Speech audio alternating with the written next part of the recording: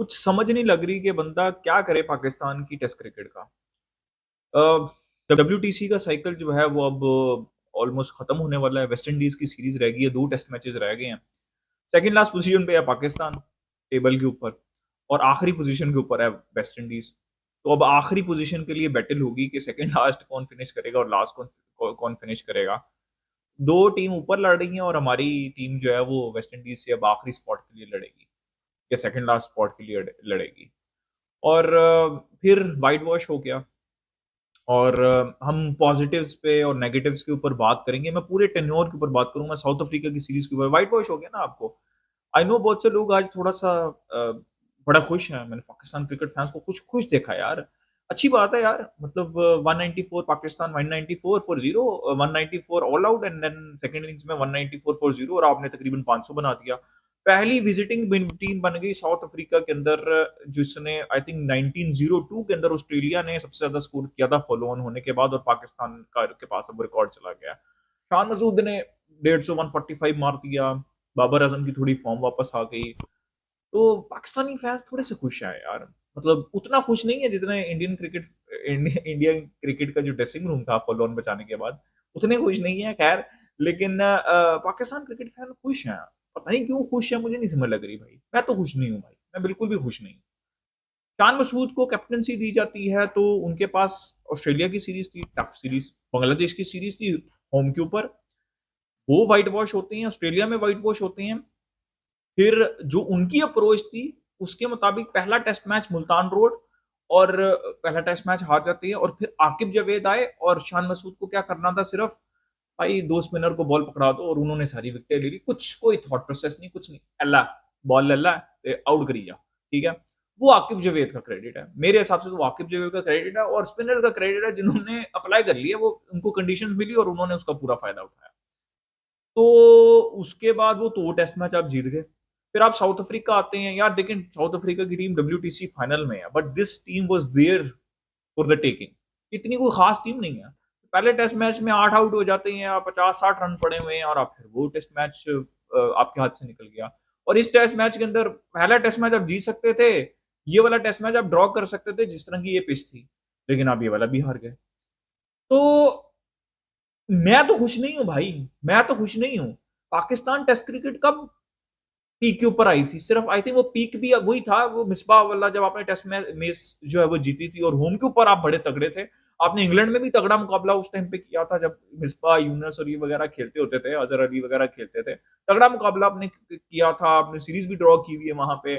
फिर आपने south Africa में भी तगड़ा मुकाबला किया हुआ है। ऑस्ट्रेलिया में तो कभी भी पाकिस्तान जो है वो तगड़ा मुकाबला कर नहीं सकी। हमेशा ये हालात रहते हैं। तो मैं तो बड़ी खुश नहीं हूँ भाई। और शान मसूद को पूरा मौका मिला है, ये पूरी डब्ल्यूटीसी साइकिल उनका था। अगर वो एक अपॉर्चुनिटी थी, ऑस्ट्रेलिया में एक आध मैच जीत जाते, वो वहां पे उन्होंने स्लिप स्लिप करने दी। फिर उन्होंने बांग्लादेश को बुला के होम के ऊपर पेसी कंडीशंस बना दी, उनके उन्होंने ही नीचे लगा दिया आपको, उनके पेसर्स ने, ठीक है। तो वो एक रॉन्ग कॉल थी। और फिर आपने मतलब हिस्ट्री में पहली दफा हारे क्या, आपने व्हाइट वॉश करा दिया होम के ऊपर। तो मेरे हिसाब से तो बहुत बड़ा मौका था यहाँ पे शान मसूद के पास इस डब्ल्यूटीसी साइकिल में। एक मैच आपने ऑस्ट्रेलिया में जीतना था, आपने होम पे हराना था, आपने इंग्लैंड को हरा दिया, वो आकिब जावेद फैक्टर, ठीक है, स्पिनिंग विकेट्स फैक्टर। आपने व्हाइट वॉश करना था या हराना था बांग्लादेश को, और यहाँ पे आपने एक टेस्ट मैच जीतना था, और उसके बाद आपके पास वेस्ट इंडीज के साथ 2 टेस्ट मैचेस थे होम के ऊपर। तो आप भी क्वालिफाई कर सकते थे डब्ल्यू, अगर साउथ अफ्रीका कर सकती है तो आपके पास भी बहुत मौका था। तो मेरे हिसाब से तो शान मसूद का पूरा टाइम हो गया पूरा। अब आई नो आखिरी इनिंग्स थी, और अगर इस इनिंग्स में वो 30-40 के ऊपर दोबारा आउट हो जाते तो वो 100% ड्रॉप थे और उनकी कैप्टनसी भी चली जाए। अब हो सकता है कि उनकी कैप्टनसी चली जाए। मेरे हिसाब से वेस्ट इंडीज की सीरीज अगले डब्ल्यूटीसी से पहले, आप ये सीरीज अगर अगर आपने नया कैप्टन बनाना है ना, तो इस सीरीज के अंदर आप शान मसूद के साथ कैप्टनसी पे ना जाएं। आई नो बहुत से लोग आएंगे, शानी भाई ने शानी बॉल खेली और 145 कर दिया। भाई वो 140 इस तरह के स्कोर, जैसे वो उधर आया था फ्लैट ट्रैक के ऊपर, क्या नाम है, इंग्लैंड के अगेंस्ट आया था। उससे पहले पता नहीं कोई 3-4 साल पहले था। उनके 4-5 5-6 सेंचुरीज हैं, वो बड़े सो हैं उनके, 150, 140, 135, 125 इस तरह। लेकिन वो करते हैं और उसके बाद 5-6 इनिंग्स के लिए या फिर 10 मैचेस के लिए, 10 इनिंग्स के लिए वो गायब हो जाते हैं। कंसिस्टेंसी नहीं है, इसलिए उनकी 30 की एवरेज है, ठीक है 600 है लेकिन फिर भी उनकी 30 की एवरेज है और वो 2013 से खेल रहे हैं। उनको पूरा मौका मिला और पूरे एक्सपर्ट्स ने कहा कि सब कुछ हो जाएगा, ये हो जाएगा, आप उसको दें और आपने पूरा मौका दिया। ठीक है, बहुत से एक्सपर्ट्स ने ये बात बोली थी। उनको आके कहना चाहिए अब कि भाई वी वर रॉन्ग, ठीक है? शान मसूद टैक्टिकली इतने अच्छे कैप्टन नहीं है, वो अच्छा बोल लेते हैं, वो अच्छी अटैकिंग क्रिकेट वो ये तक नहीं इस टीम को बता सके। वो जब से ऑस्ट्रेलिया से कैप्टन बने हैं ना, वो आगे तेज खेलना चाहते हैं।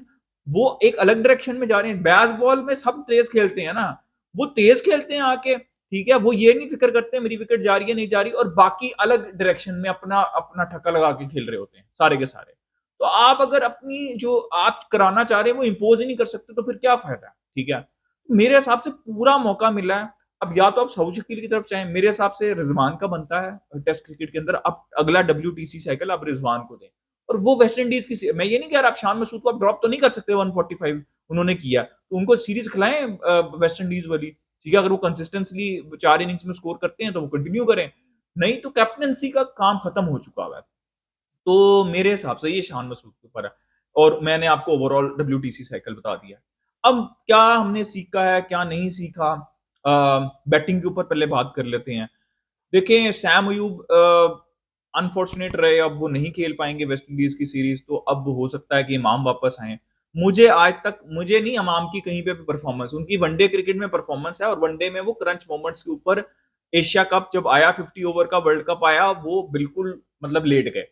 तो टेस्ट क्रिकेट के अंदर तो उनकी वो पाटा विकेटों के ऊपर ऑस्ट्रेलिया के अगेंस्ट वो वाली परफॉर्मेंसेस हैं सिर्फ, वरना वो 30 की एवरेज के ऊपर थे एक पॉइंट ऑफ टाइम के ऊपर और बहुत ज्यादा टेस्ट क्रिकेट खेली थी और ड्रॉप हुए थे वो और फिर वो दोबारा आए थे। तो मुझे नहीं समझ लगती कि आप इमामुल हक को वनडे क्रिकेट और टेस्ट क्रिकेट में क्यों वापस लेके आ रहे हैं। हुरैरा कब खेलेंगे भाई? हसीब जो कि टीम के मुझे एक बात बताएं, क्या हसीब टीम के साथ नहीं है? अब आप इमामुल हक को स्टार्ट करा देंगे वेस्ट इंडीज की सीरीज में ओपन, हसीब का नहीं बनता? हसीब ओपनर अगर सैम अयूब नहीं है तो हसीब जाए, लेकिन उनको आपने मौका नहीं देना, फिर आपने टांग देना इमामुल हक को हमारे सर पे लाके। तो हुरैरा को मौका मिलना चाहिए, हसीब को मौका मिलना चाहिए, ठीक है? अभी बाबर आजम ने ओपन किया है ना, अगर आपने हुरैरा को तीसरे चौथे नंबर पे खिलाना है तो आप अमरन गुलाम को हुरैरा को फिट कर सकते हैं चौथे नंबर पे अगर आपकी नीयत हो। और अगर आपको ओपनर चाहिए तो आप हसीब को लेके जाएं, वो है स्क्वाड में, वो स्क्वाड में है, लेकिन ये मामूला अगर आप लेके आएंगे ना तो साफ पता लगेगा कि आप क्या करना चाह रहे हैं, ठीक है? तो वो उसकी बनती है, हसीब की बनती है, हुरैरा की बनती है, जिनको आप कैरी कर रहे हैं। तो बाकी शान मसूद का मैंने आपको किस्सा कहानी समझा दी है। मेरे ख्याल में बाबर आजम मैंने आपको हमेशा कहा था वो स्ट्रगल कर रहे हैं। उनके 19 इनिंग्स में 50 नहीं आई थी और अब उन्होंने 3 कंसेक्टिव इनिंग्स में 50 और अब उनकी 100 भी आ जाएगी। अब देख लीजिएगा, मेरी ये प्रेडिक्शन है कि वेस्ट इंडीज की सीरीज के अंदर उनकी 100 आ जाएगी, ठीक है? और इस सीरीज के अंदर भी उन्होंने अच्छा खेला, तो मैंने हमेशा से ये बात कहती रही है, लोग क्रिटिसाइज़ करते रहे। अब वही लोग जो क्रिटिसाइज़ और गालियाँ देते थे ना, बुरे टाइम पे व्यूज़ कलेक्ट करने के लिए, अब वही लोग तारीफ़ें करेंगे उनकी। और बाबर आजम ने अपने वर्स्ट फेज के अंदर भी इतनी बुरी क्रिकेट नहीं खेली, रन बनाते रहे हैं, स्पेशली ओडीआई के तो वो रन बनाते रहे हैं, टी20 में भी स्ट्राइक रेट का मसला, रन तो है उनके 700-800 भी इस साल। तो वो फॉर्म में आ जाएंगे वापस, उनका मुझे टेंशन नहीं है और वो अच्छे साइंस दिखा रहे हैं, ठीक है? अप्लाई कर रहे हैं अपने आप को। फिर कामरान गुलाम पॉजिटिव दिखे, पॉजिटिविटी के साथ साथ उनको थोड़ी सी कामनेस भी चाहिए और अपने आप को अप्लाई करना है। टेस्ट क्रिकेट ऐसे नहीं खेली जाएगी, फॉर्म लगी हुई है, बल्ला चल रहा है, सब कुछ। वो शॉर्ट बॉल के ऊपर पकड़े जाते हैं और अब बॉल अंदर लेके आ रहे हैं क्योंकि वो इतना ज्यादा एक्सपेंसिव खेलने की कोशिश करते हैं और कॉम्पैक्ट नहीं होते। 2 दफा वो बोल्ड हुए हैं और इससे बेहतरीन अपॉर्चुनिटी नहीं थी कामरान गुलाम के पास इस पिच के ऊपर भी, ठीक है? तो कामरान गुलाम को भी समझना पड़ेगा कि भाई अपॉर्चुनिटी बहुत अरसे बाद मिली है, इसको मैं दोनों हाथों से ग्रैब करूं, ठीक है? तो अप्लाई करो टेस्ट क्रिकेट में, वनडे क्रिकेट में जो मर्जी करो आपने करना है, आप जिस तरह की भी आपने इनिंग्स खेलनी है, लेकिन टेस्ट क्रिकेट में आपको अप्लाई करना पड़ेगा। वो एक 50 लग गई जो लग गई है, ये बार-बार नहीं लगेगी अगर आप अपने आप को टाइम नहीं देंगे टेस्ट क्रिकेट के अंदर। फिर सऊद शकील के पास भी बहुत अच्छी अपॉर्चुनिटी थी, लेकिन सऊद शकील देखिए आपका बिल्कुल जो है वो वाइस कैप्टन है, वो आप उनको भी कैप्टन बना सकते हैं। मेरे हिसाब से रिजवान को बनना चाहिए। उन्होंने भी अपॉर्चुनिटी मिस की, लेकिन उन्होंने वो एक बहुत आला इनिंग खेली है, तो सऊद शकील तो बिल्कुल पॉजिटिव है। सलमान अली आगा पॉजिटिव है, रिजवान भी मेरे हिसाब से रिजवान को भी कन्वर्ट करना है। वो 40-50 40-50 कर रही हैं। रिजवान की 100 मिसिंग और आज उनके पास भी सलमान अली आगा, बाबर आजम सबके पास मौका था। सब कोई आमिर जमाल तक कोई सिंगल डिजिट के अंदर आउट नहीं हुआ, तो सबके पास मौका था। तो रिजवान को भी आगे जो है वो कन्वर्ट करना है, लेकिन I am satisfied with opener के ऊपर मुझे है कि अमाम की जगह आप हसीब को या लेके आएँ या फिर हुरैरा को लेके आएँ, ठीक है? अगर सैम अयूब नहीं है और ऑब्वियसली जब सैम अयूब आए तो उनको दोबारा आप चांस दें। बाकी बैटिंग लाइनअप पे मुझे कोई इतना बड़ा इश्यू नहीं है। देखिए, आमिर जमाल जो है ना, उनके अंदर मुझे अच्छे वो ग्लिम्स शो करते हैं, बैटिंग के अंदर भी, बॉलिंग के अंदर भी वो तगड़े आते हैं। तो आप उनको रख सकते हैं, उनको आप डिस्कार्ड मत कर दिएगा, उनको डेवलप करें और उनको साथ रखें, ठीक है?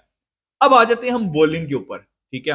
आपको कहीं न कहीं आमिर जमाल चाहिए होगा और आमिर जमाल के पैरेलल में अभी प्लेयर नहीं है जो कि बैटिंग भी कर सके और बॉलिंग भी कर सके, ठीक है? आई नो उनको ज़्यादा परफ़ॉर्म करना चाहिए था इस सीरीज़ में जितना उन्होंने नहीं किया, लेकिन उनको अच्छी तरीके से यूटिलाइज़ भी नहीं किया शान मसूद ने, ठीक है? जैसे सेकंड इनिंग्स के अंदर पहले मैच की एक भी ओवर नहीं दिया और फिर एंड के ऊपर उनके साथ लाके ओवर करा दिया। भाई वो वैसा बॉलर ही नहीं है, उसको कॉन्फिडेंस चाहिए, वो रन खाएगा, वो विकेट टेकर है, लेकिन उसको पहले तो ओवर करवाओ।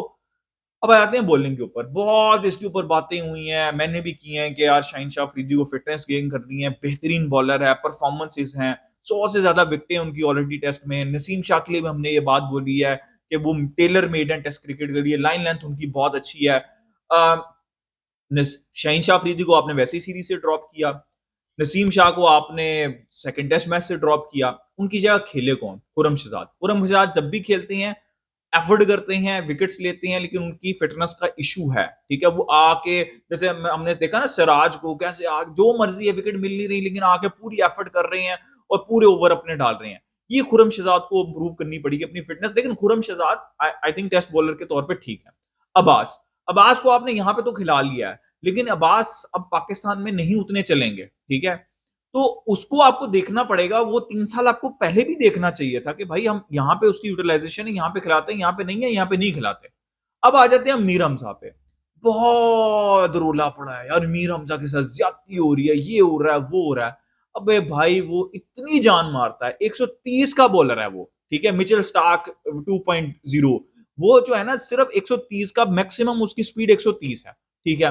थोड़ी बहुत मूवमेंट मिलेगी, जैसे पहली वाली पिच थी तो वो कुछ कर लेगा, वरना भाई वो इतनी जान मारता आ करके आवाज़ निकलती है और 130 से ऊपर बॉल नहीं होती, 128, 127, ठीक है? तो अगर आपने हमें ये क्वालिटी दिखानी है, ठीक है? तो उससे तो बेहतर हैं शाहीन शाह अफरीदी और नसीम शाह, ठीक है? मेरे हिसाब से हज़ार गुना बेहतर हैं, मैं खुद क्रिटिसिज़्म करता रहा हूँ, ड्रॉप करें।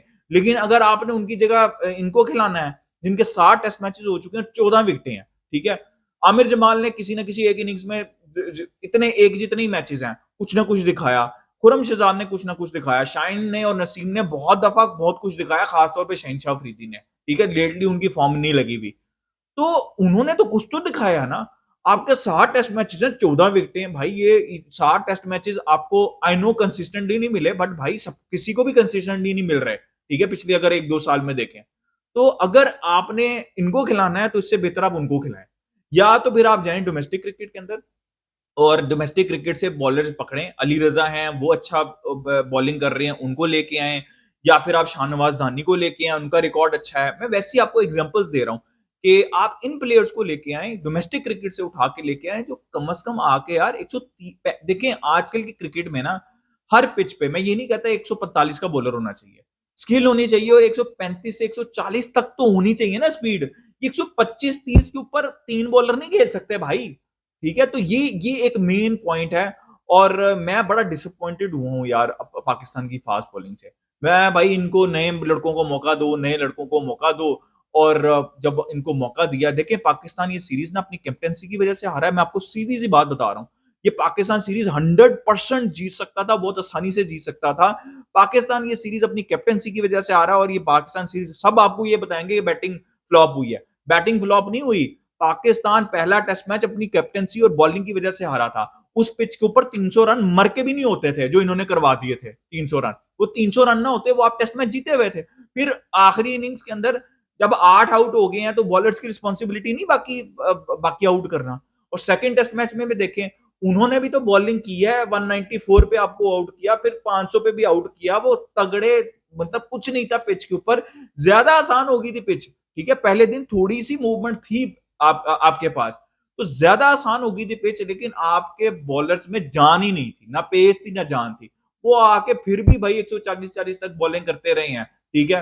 इतनी फ्लैट पिच के ऊपर। तो अगर आपके पास पेस नहीं है 140 का, 135 का तो भाई आप कुछ नहीं कर सकते और आप बड़े बॉलर कभी बन ही नहीं सकते क्योंकि आपको कंडीशंस मिलेंगी तो ठीक है, नहीं मिलेंगी तो बस फिर मार ही मार है। तो आप ये सीरीज़ बॉलिंग की वज़ह से हारे हैं, आपको बॉलिंग के ऊपर बैटिंग में तो फिर भी परफ़ॉर्मेंसेज़ आई हैं। कामरान गुलाम की आई है एक मैच के अंदर बाबर आजम की हर मैच दोनों मैच के अंदर थी, फिर शान मसूद की आ गई परफॉर्मेंस, फिर रिजवान ने 40-50 40-50 करते रहे हैं, सलमान अली आगा की आ गई है, सऊद शकील की परफॉर्मेंस आई है, तो ये आप बैटिंग की वजह से नहीं आ रहे। तो ये मेन पॉइंट्स हैं और पाकिस्तान को भाई इंप्रूव करना है, ये ना शान बॉल एरा इज ओवर, आगे बढ़े और चीजें सही करने की कोशिश करें। अपना ओपिनियन दे दीजिएगा, लाइक कर दिएगा, सब्सक्राइब कर दिएगा, मिलते हैं नेक्स्ट वीडियो में, टेक केयर।